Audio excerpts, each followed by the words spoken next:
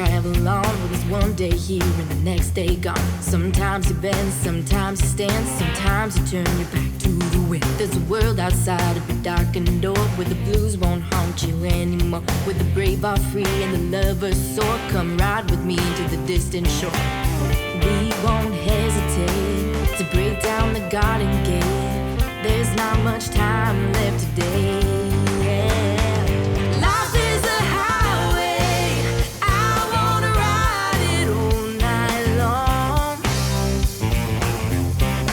If you're going my way, I wanna drive it all night long. Through all these cities and all these towns, it's in my blood and it's all around. I loved you now like I loved you then. This is the road and these are the hands. From Mozambique to those Memphis nights, to Cowboys Pass to Vancouver's light. You knocked me down and back up again. You're in my blood, I'm not a lonely man. There's no load I can't hold. Roads so rough, oh this I know. I'll be there when the light comes in. Just tell them we're survivors. Life is a highway. I wanna ride it all night long. Woo! If you're coming my way, I wanna drive it all night long. Gimme, yeah. Life is a highway. I wanna ride it all night long. Ooh, yeah. If you're going my way, I wanna ride it all night long. There was a distance between you and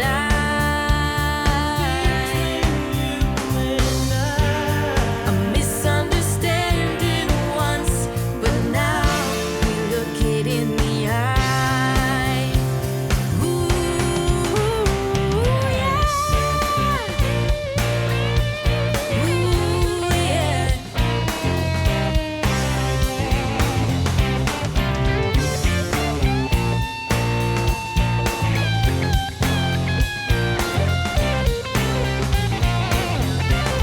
There ain't no road that I can hold, a road so rough, and this I know. I'll be there when the light comes in. Tell them we're survivors. Life is a highway. I wanna ride it all night long.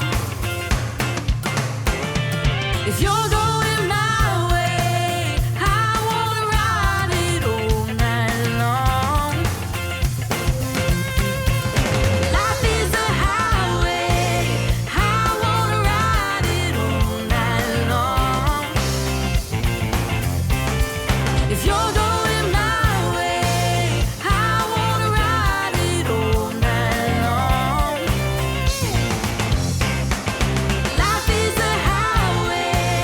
I wanna ride it all night long.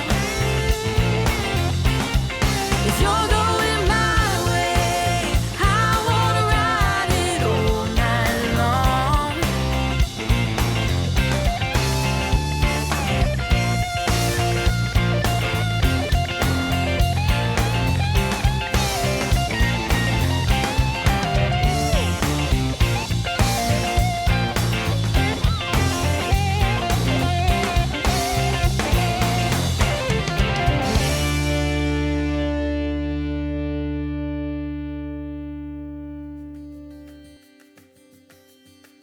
Well, what a fun start to the service today. Well, good morning and welcome to the Bridge Online. It's great to have you with us today. If you are newer with us, a gigantic welcome to you. My name is Chris.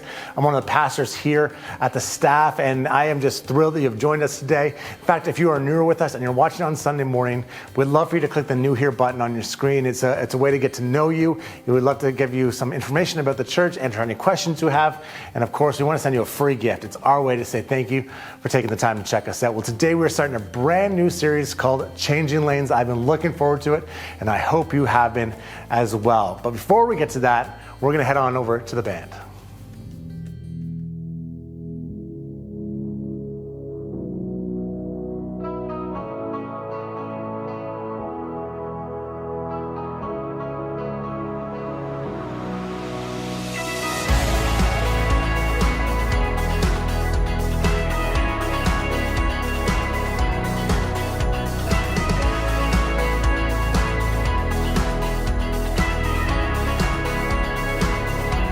We're reaching out to welcome you, God.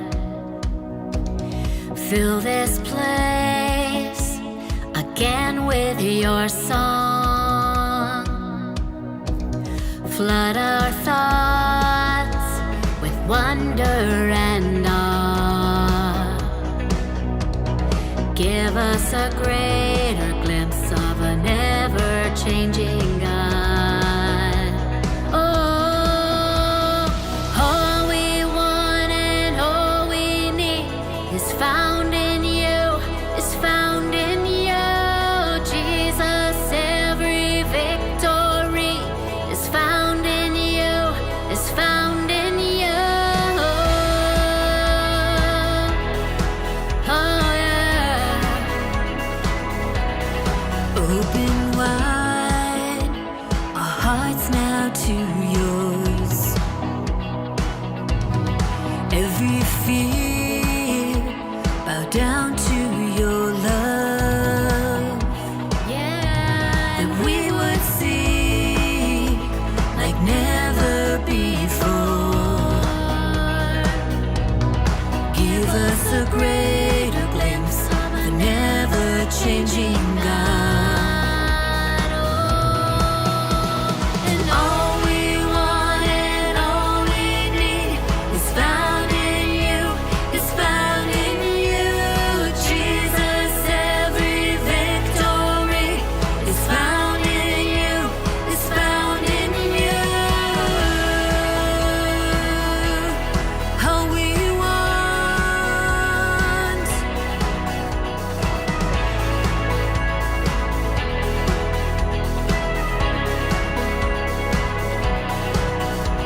And in your presence there is freedom. And in your presence we are made whole.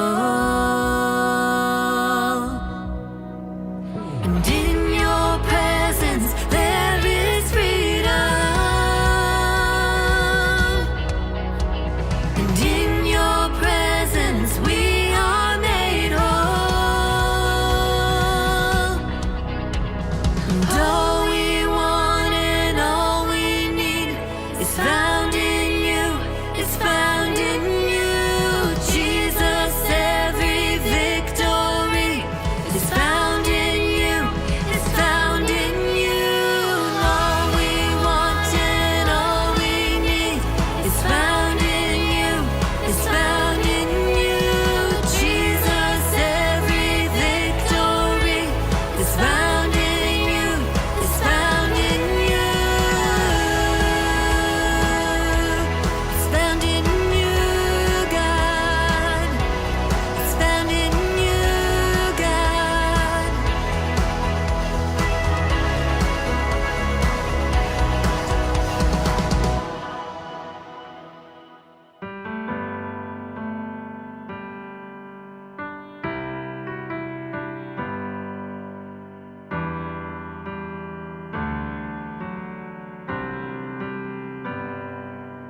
Let the king of my heart be the mountain where I run, the fountain I drink from. Oh, he is my song. Let the king of my heart be the shadow where I hide, the ransom for my life. Oh, he is my song. You are good, good. Oh, you are good, good. Oh, you are good, good. Oh, you are good, good. Oh, let the king of my heart be the wind inside my sails, the anchor in the waves. Oh, he is my song. Let the king of my heart be the fire inside my veins, the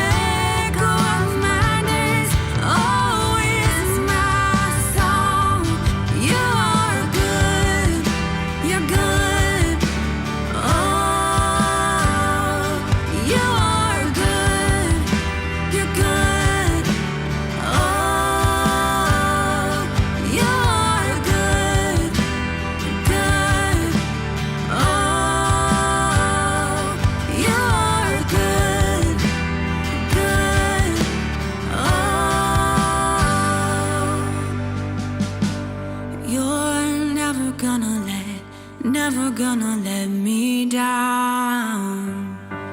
You're never gonna let me down. You're never gonna let me down. You're never gonna let me down. You're never gonna let me down. You're never gonna let me down.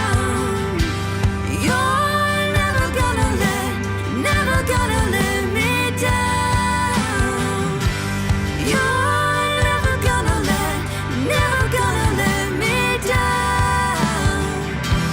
You're never gonna let me down. 'Cause you are good, good. Oh, you are good, good. Oh, you are good, you're good. Oh,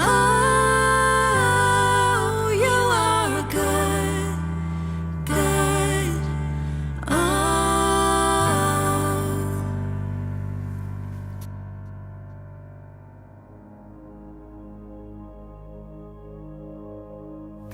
Amen. Well, before we turn things over to Scott, there's just something I want you to know about. Today at our Canada campus, we were supposed to have our block party. It was a way to kind of kick off the fall, getting back into the rhythm of school and to the rhythms we have around here.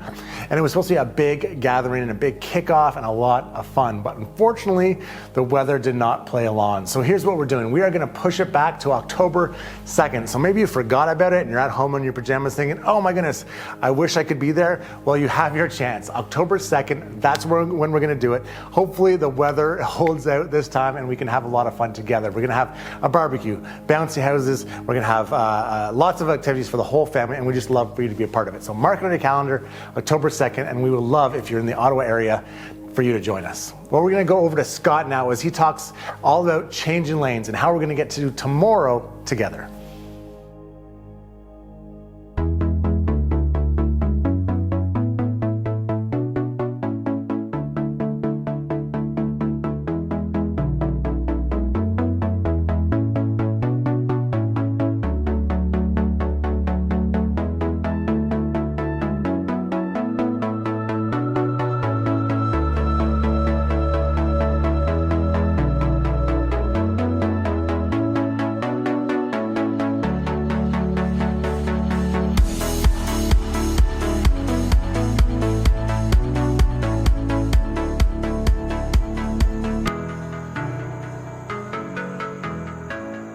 Well, as always, it's so great to be with you today, wherever you are and whenever this is for you. Whether you're watching online live right now, watching later on demand, or listening via our podcast, I'm so thankful to have the opportunity to share with you today. If you are joining us for the first time, or if we've never met in person, my name is Scott, and I want to give a special hello and welcome to you. And whether this is your first time with us or your 100th time with us, I wonder if you've ever had a similar experience to me. Think about it. You're driving somewhere, and it's really important that you be there on time, but traffic is slow, painfully slow. Have you ever had one of those moments? Have you ever had one of those moments? Who do you become in that moment? Right? Who do you become in that moment? See, for me, in that moment, I hope, though I don't believe that this is true or even possible, but there's a part of me in that moment, there's a part of me that hopes that God is somewhere else, doing something else, and more focused on someone else, right? Because I'm in the car, I'm either driving downtown in the morning and I have to be at an appointment or a meeting, or I've been downtown and I'm trying to get home for dinner and it's 4:30 and I get stuck.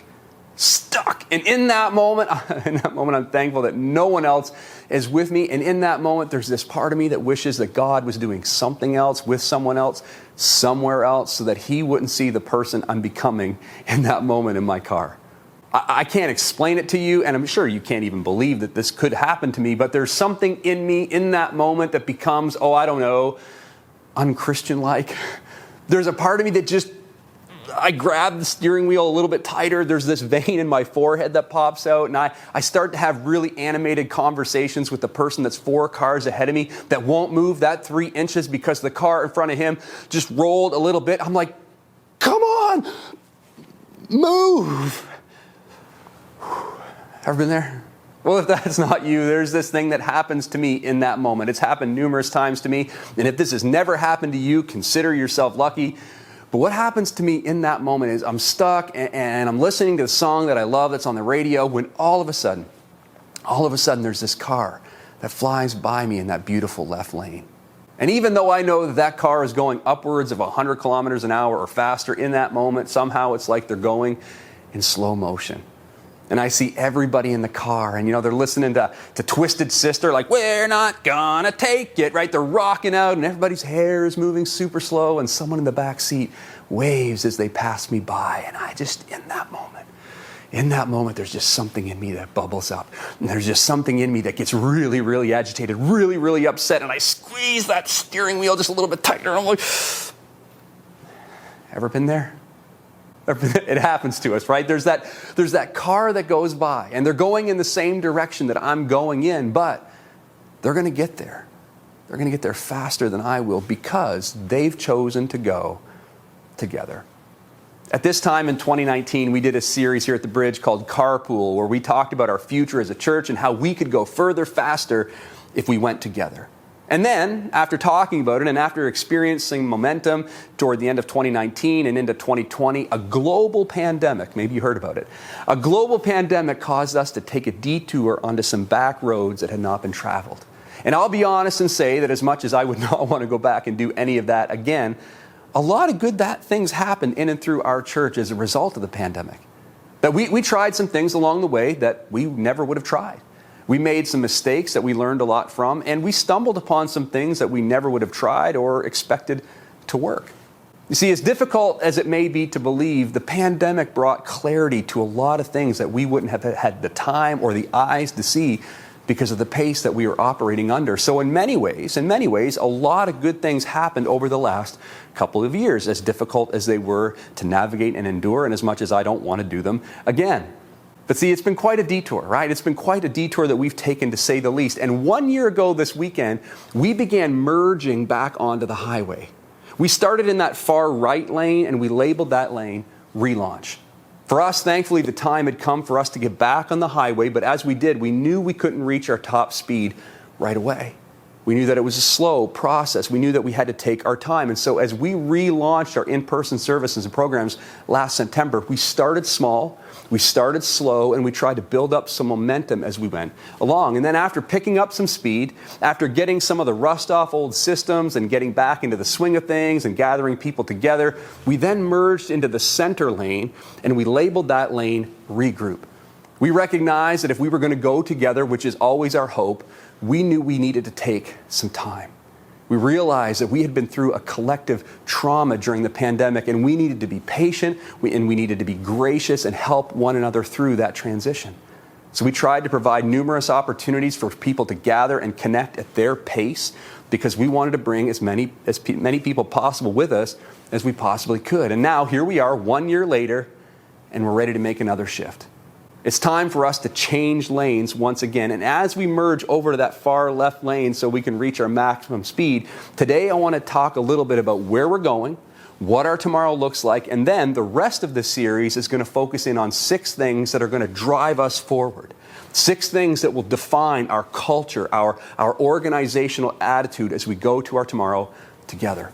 Throughout this series, as we merge into that left lane, we are labeling this lane Refocus.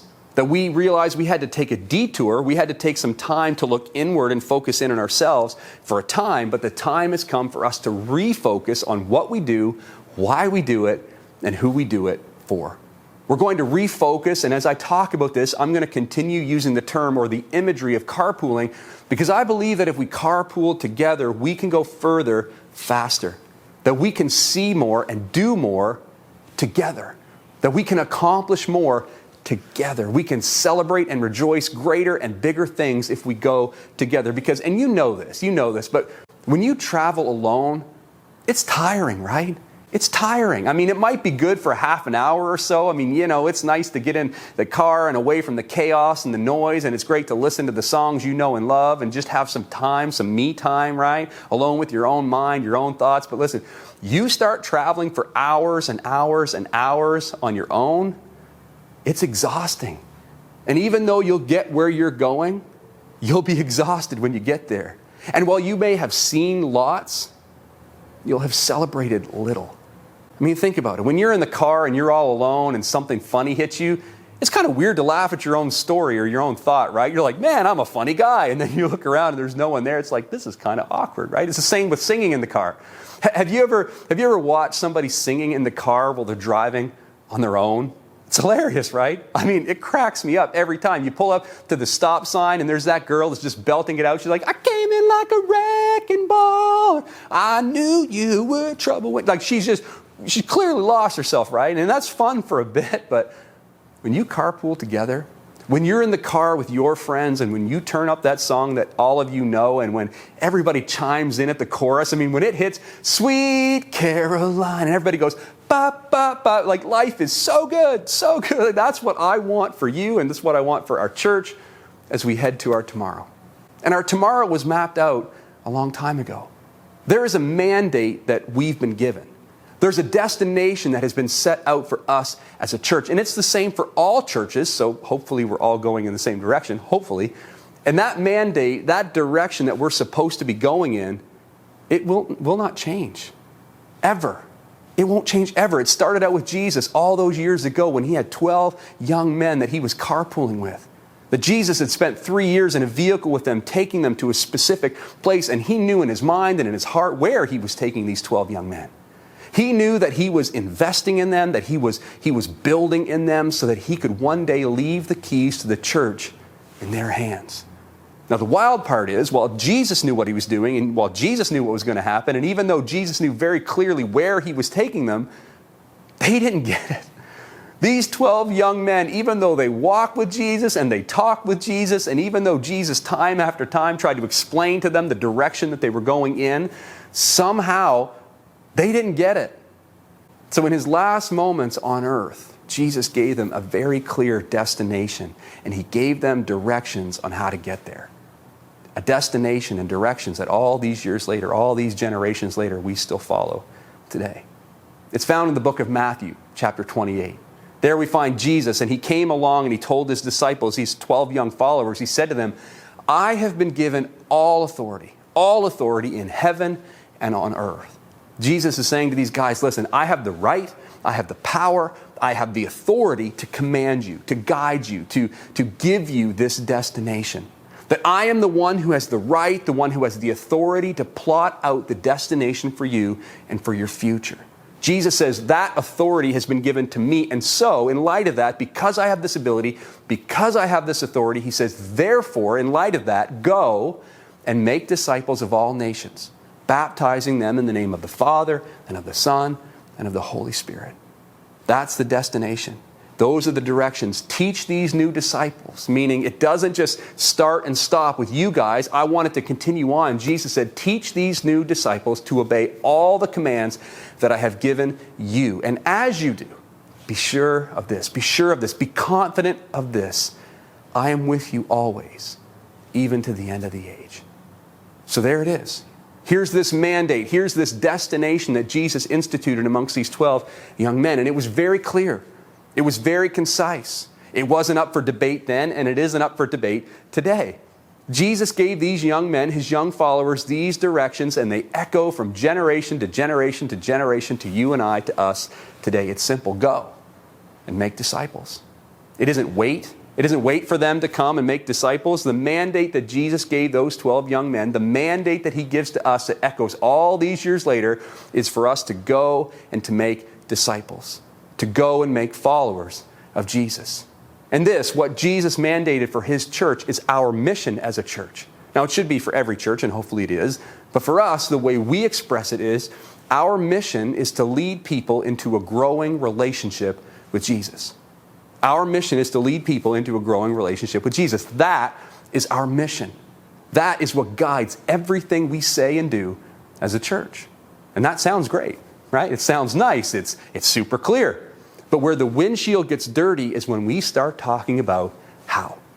Things get foggy, things get messy when we start talking about how and what does it look like, when does it happen, where does it happen, how does it happen. When we start asking those kinds of questions, the mandate or the destination that was so clear suddenly suddenly it becomes foggy really quickly. You see, the problem any church has, it's under its own roof. Trying to get everyone under that roof to go together. The challenge is trying to get everybody within the confines of the local church to carpool together towards one vision, one goal, despite individual preferences, perspectives, or even opinions. That's incredibly difficult to do because you and I and everyone else watching right now and everyone else who's going to watch or listen later, every single one of us is different. We have different backgrounds. Every single one of us has a different experience, right?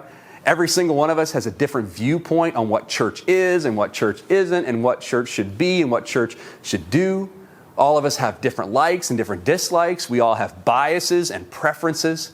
Like if I were to poll everyone watching or listening right now, I would guess that I wouldn't get two answers the same as to what the church should do and how it should function or what it should look like, what it should do day to day, how it should spend its money, especially what it should sound like. That's always a big one, right? How it should sound. Because every single one of us, when we get in the car, when we turn on the radio station, it's to the station we know and love, right?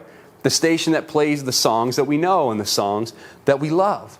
And if I were to ask you what generation has the greatest music ever, my guess is that you would respond with the era that you grew up in, right? For me, it's the 90s. It's the 90s, hands down. You ask me what the best era of music is, and I'm going to tell you it's the 90s because I grew up in the 90s, and I have a strong emotional attachment to the music of that era. That every time I hear a song from the 90s, except Chubbawamba's I Get Knocked Down or Livin' La Vida Loca. No one should like those songs. No one should listen to those songs. But those two aside, every time I hear a song from the 90s, it takes me back. It takes me back. It takes me back to a place where I had an experience, where I had a moment, right? Like I'm whisked away to better days where the hair flowed and life was good, where life was easy and responsibilities weren't as heavy or as difficult as they are today. And my guess is the same is true for you. And that's not a good thing or a bad thing. That's just a thing. But see, the problem or the danger in that is our experiences and our preferences can leave us isolated and they can limit our experience. That if we aren't careful, if you aren't careful, if I'm not careful, our experiences and our preferences can leave us isolated and they can limit our experience. That if I'll only travel with people who love the 90s, and if I only ever listen to the 90s, I'll miss out. I'll miss out on so much, and I don't want that for you or for me. So for today, I want us to look out the windshield to tomorrow. And as we do, I want to show you what we could do and experience together. And my hope is, whether this is your first time with us or whether you've been with us for years, my hope is that every single one of us will want to carpool together so we can get in that far left lane and go further, faster. And so we can get to our tomorrow together.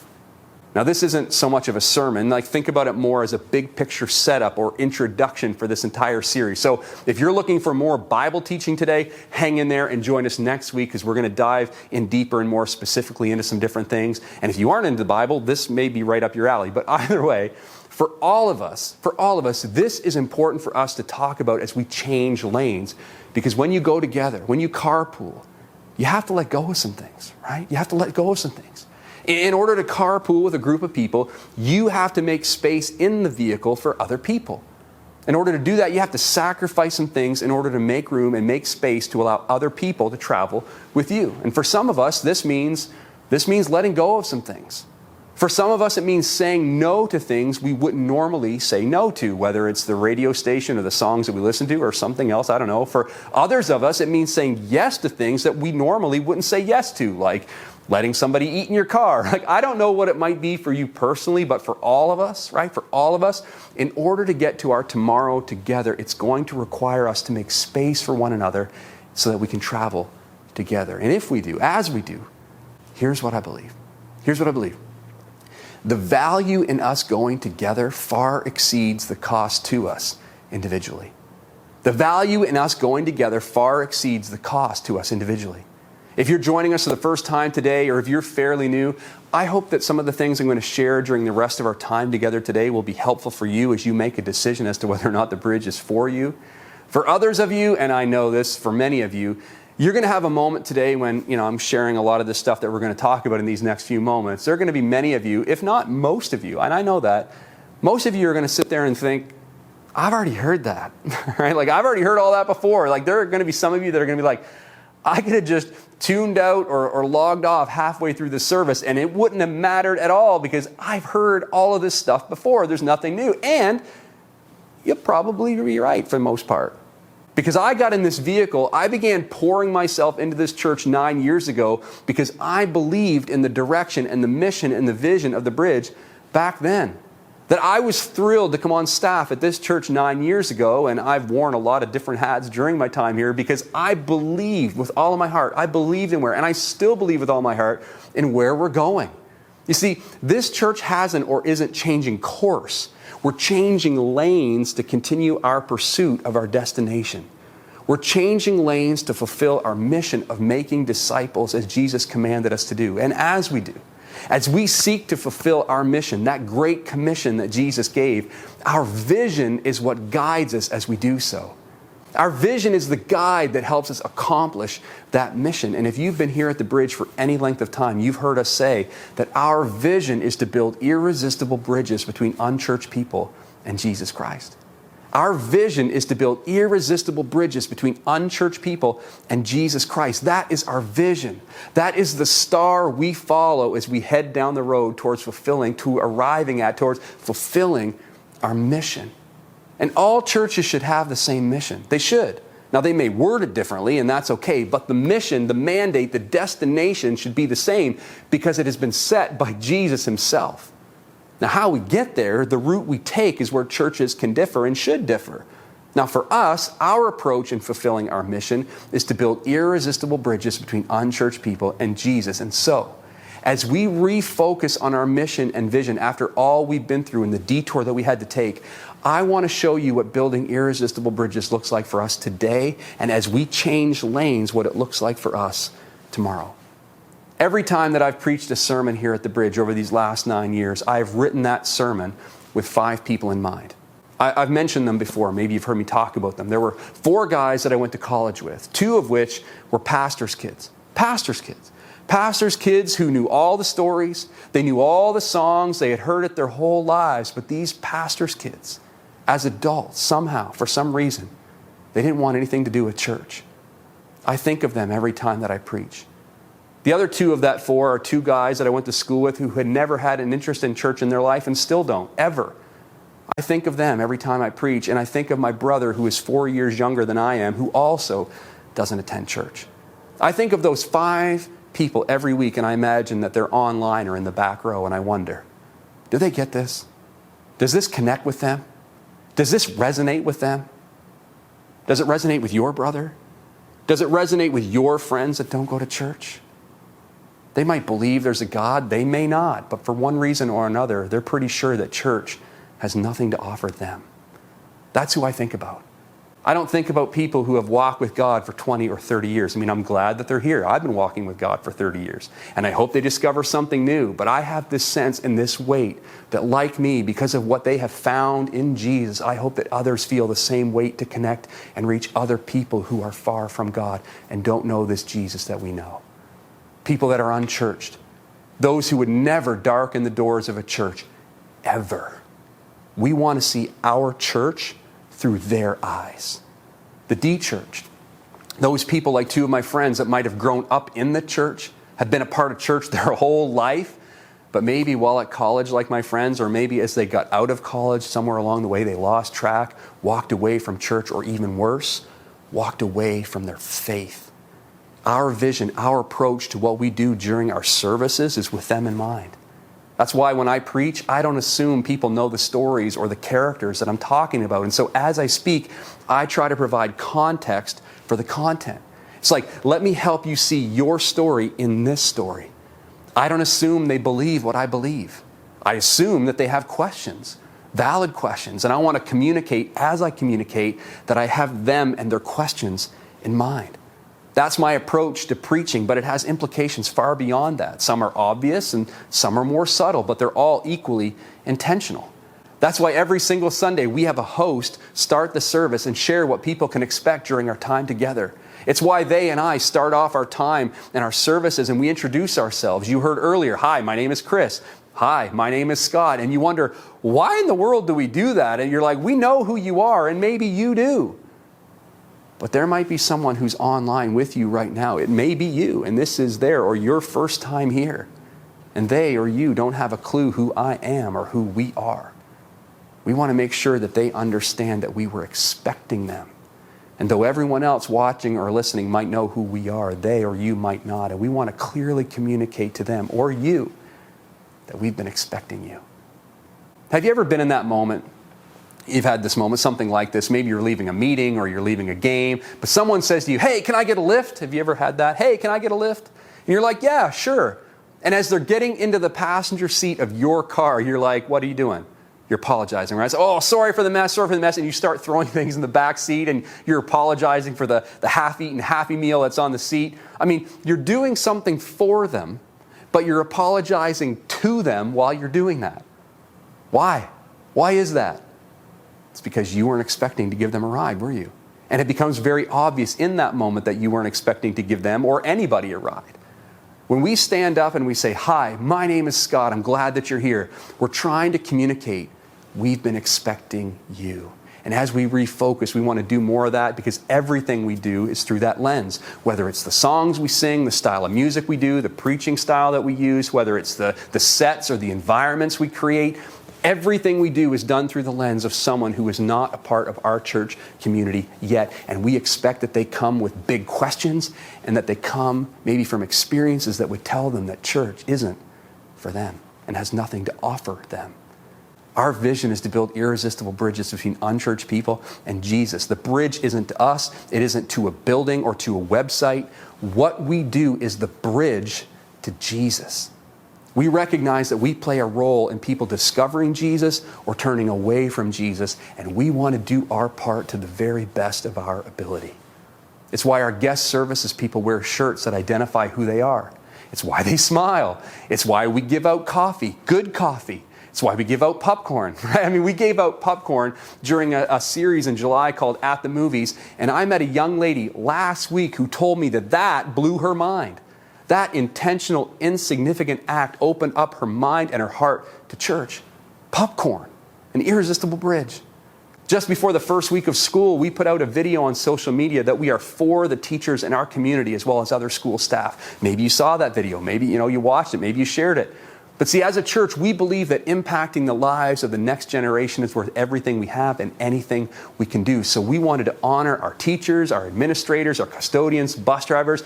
We wanted to honor them and thank them for who they are and what they do for our kids by offering free coffee at Starbucks all week.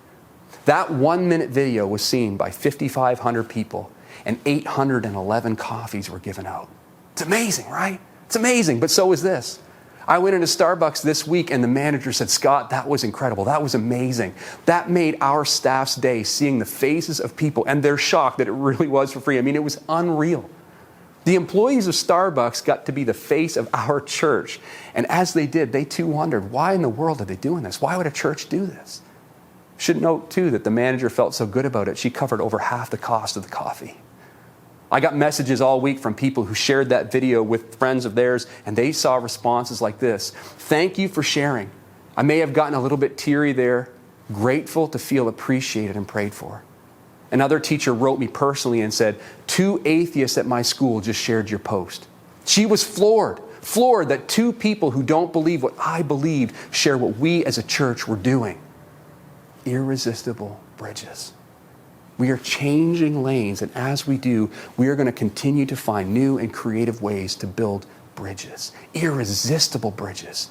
It's why we're trying to do a car show. It's why we're trying to invite people from that car show to our block party this weekend at our Canada campus and to Christmas Eve. I mean, right now, it's hard to believe, but we're already working on Christmas Eve right now, which is the highlight of the year. And we are thrilled about what we're going to try and do this year. It's going to be crazy as we tell the greatest story ever told by doing our own adaptation of the Christmas classic, The Grinch. It's going to be amazing. I can't wait.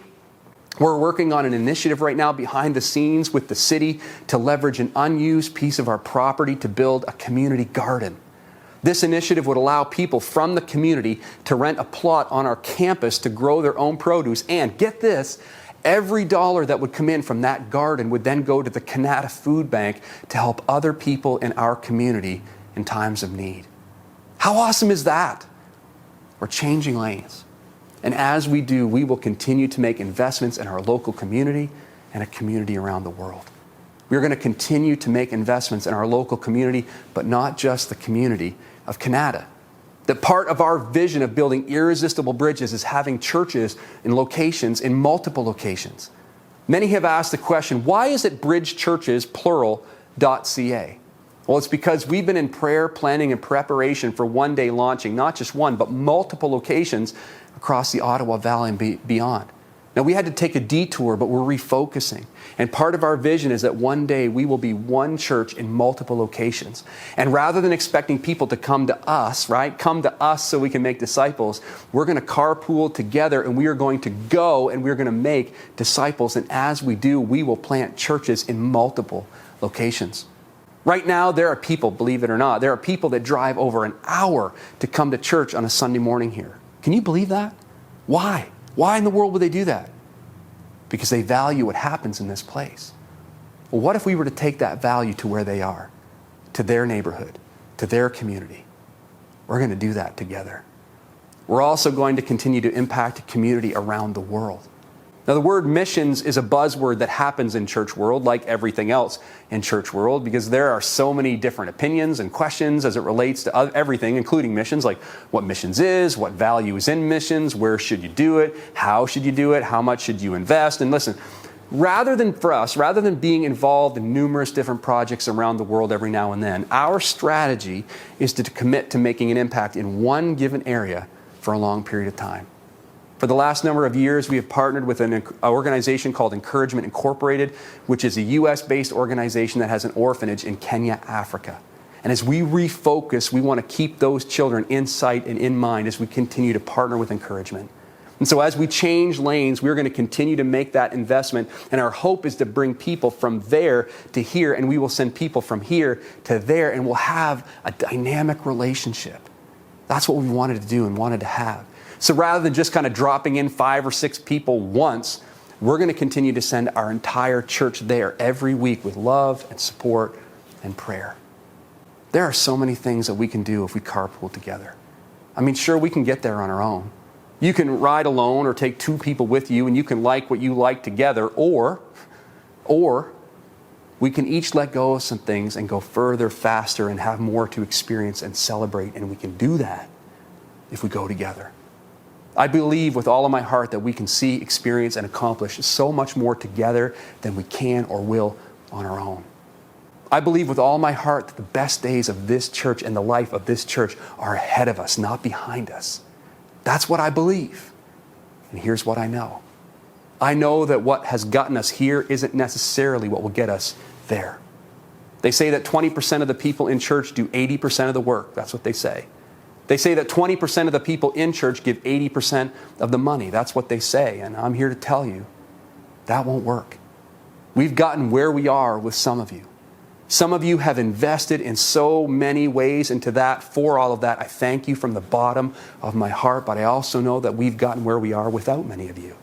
And I know we can't go any further without you.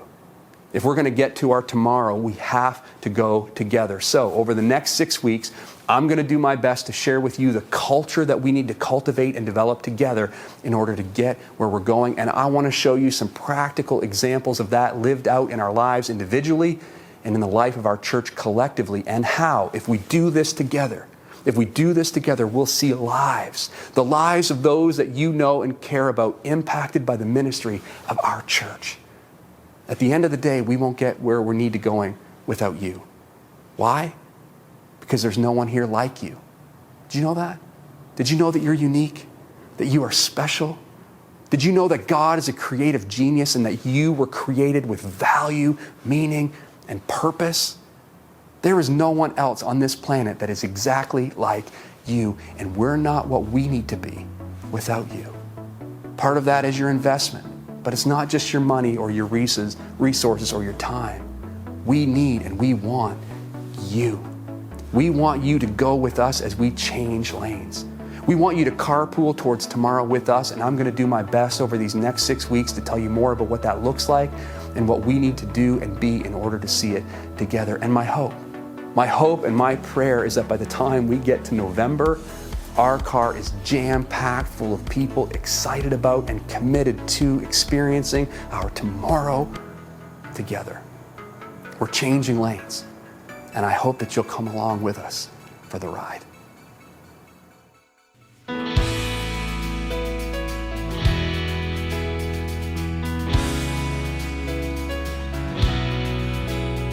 You're not done yet.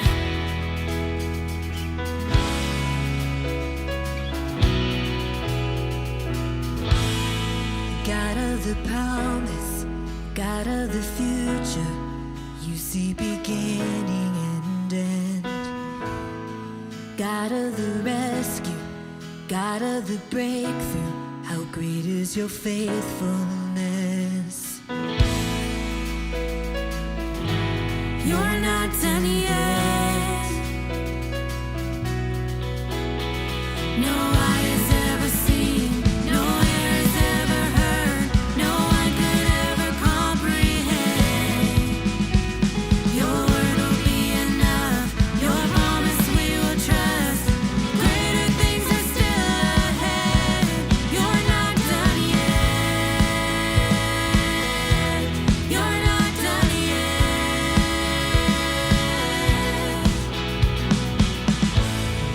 God of my seeking, God of my dreaming, you put a song in my soul. God in the working, God of believing, you do the impossible. You're not done yet, no, no. No eye has ever seen, no ear has ever heard, no one could ever comprehend. Your word will be enough, your promise we will trust. Greater things are still ahead. You're not done yet. You're not done yet. You're not done yet. You're not done yet. You're up to something right now. You're doing a new thing right now. God, let your glory come down. Don't hold back. Don't hold back. You're up to something right now. You're doing a new thing right now. God, let your glory come down. Don't hold back. Don't hold back. You're moving mountains right now. You're breaking chains right now, right now. God, let your glory come down. Don't hold back. Don't hold back. No eye has ever seen, no ear has ever heard, no one could ever comprehend. Your word will be enough, your promise we will trust. Greater things are still ahead. You're not done yet. You're not done yet. You're not done yet. Greater things are still ahead. You're not done yet.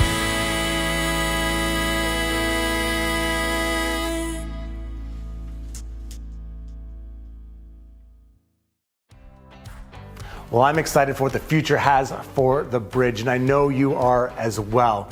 As we close out today, I just want to stop and thank those who give so generously week after week after week. Because of you, we have a bright future here at the bridge. And if you would be interested in partnering with us financially, if you'd be interested in going with us together, we'd love for you to give at bridgechurches.ca/give. And thank you so much. Well, next week we are going to continue this series, Changing Lanes. Until then, God bless and have a great week.